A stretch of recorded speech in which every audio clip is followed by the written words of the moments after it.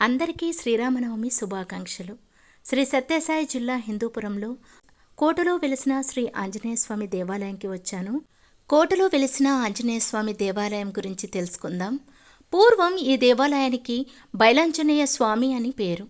కోటలో వెలిసినందున కోట ఆంజనేయ స్వామిగా ప్రఖ్యాతిగాంచినది.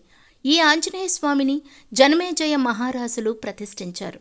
సూర్య, చంద్ర, ఖడ్గము, గద, శంకు చక్రాలు ఈ చిహ్నాలు స్వామి మూల విరాట్టులో ఉంది. ఈ ఆంజనేయ స్వామికి ఇక్కడ విశేషంగా 2 నేత్రములు భక్తాదులకు కనపడుతుంది. స్వామి నైవేద్యాన్ని స్వీకరిస్తున్న వానరం. శ్రీ సీతారాముల వారి కళ్యాణం జరిగిన వెంటనే అక్కడికి వానరం రావడం, స్వామివారి నైవేద్యాన్ని స్వీకరించడం చాలా ఆనందంగా ఉంది. వచ్చిన భక్తాదులందరూ అనుకోకుండా వచ్చిన వానరంని చూసి చాలా సంతోషపడ్డారు.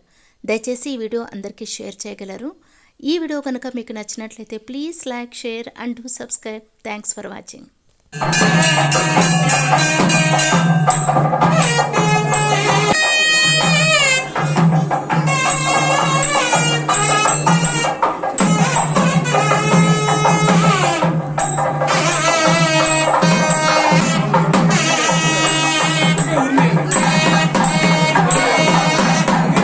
శ్రీరామచంద్ర బాహు మధ్య విలసితేంద్రియా భద్రశైల రాజమందిర